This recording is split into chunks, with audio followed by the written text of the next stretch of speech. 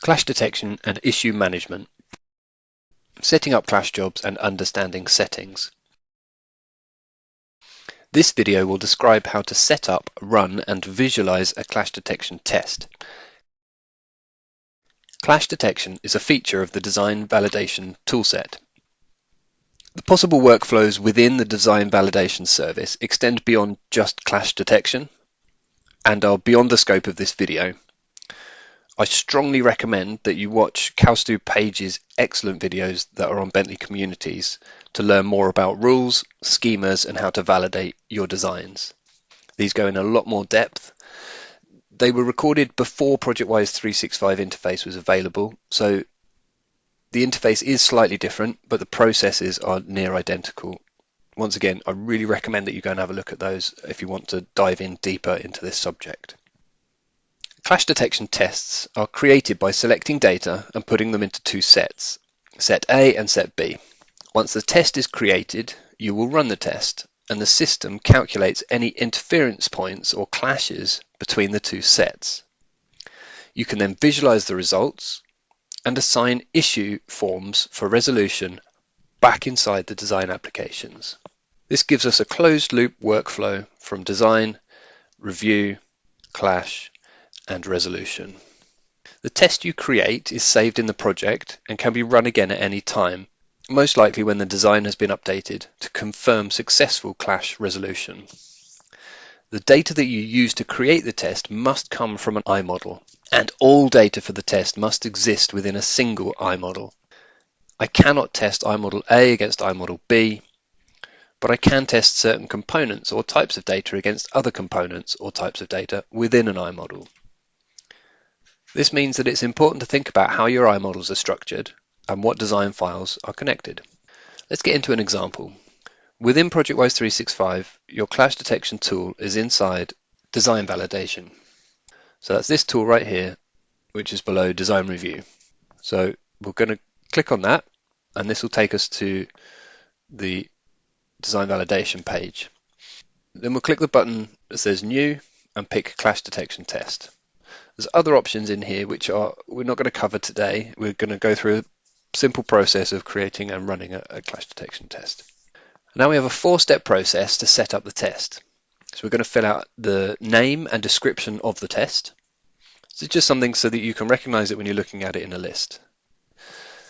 Select the iModel that you want to run the test on. Remember, within a project we might have multiple iModels. And then pick a version of that iModel that we want to run a test on, and click Next. Then if you remember Navigator, you'll find this familiar. The concept of having set A and set B and different objects or elements within each set. So I want to check the structural against the architectural. So I'll start by putting these 4 categories into set A. And then it takes those 4 things out of the list, so I can't select them into set B because they've already been put into set A. And then with set B, I'm going to put the architectural, the floors, etc. into set B. Then we click Next, and it's just confirming what we have in set A and what we have in set B, and we can make an adjustment if we want to. And then we get on to suppression rules. So firstly is suppress touching. If we want to suppress any touches, reduce the amount of results that we get, we can do that here. And we can also have a tolerance. So if you say, well, these are touching, but they're within half an inch or within 20 mil, then we can set that. And obviously the units that we see here is imperial, but metric is fully supported as well. It's also possible to add more complex suppression rules.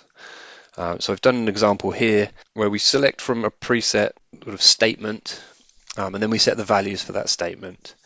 So this is a basic example where we have a certain value within a property of what we're testing, and we want to exclude those because of that value. So we can get into a lot of complexity and a lot of detail in here. This is just a very simple example, and I'll add that into my test.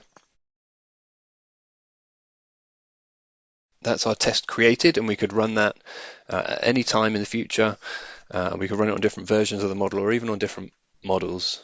So we process the clash. It takes a few seconds to run. Obviously the time it takes will depend on the size and complexity of the model. I will get an email to say when the test is complete, and then I can go and visualize the results. So you can see I've got 107 clashes. I've got a button here that says visualize, and this will take me into the iTwin viewer. And here I get the 3D graphical view and also then a list of the clashes. And when I select a clash, it will take me to that exact those two objects and allow me to isolate those, turn everything else off. I've just turned off the map as well, just to make it a bit easier to see what's going on. And I can actually see I've got lots of common clashes, very similar. So it's this floor element against the columns. Seems to be a lot of interference there. Anyway, I'm going to raise it as an issue, so we can we can flag it in the project, assign it to somebody to have a look at it, and they can say yes, that's an issue, or no, it's supposed to be like that, or I'm going to correct it. And that issue, when it gets assigned to them, they will get an email. Also, then they can look at it back inside their design application. So whether that's a MicroStation or any Power Platform application, AutoCAD or Revit, we can see those issues so long as we're integrated with ProjectWise and resolve them from there. And we're going to cover that in another video specifically about issue resolution, but I thought it's worth touching on here. So that's a brief overview of clash detection. Like I say, there's a lot more depth we can go into, but as an introduction, I think that's a good start point.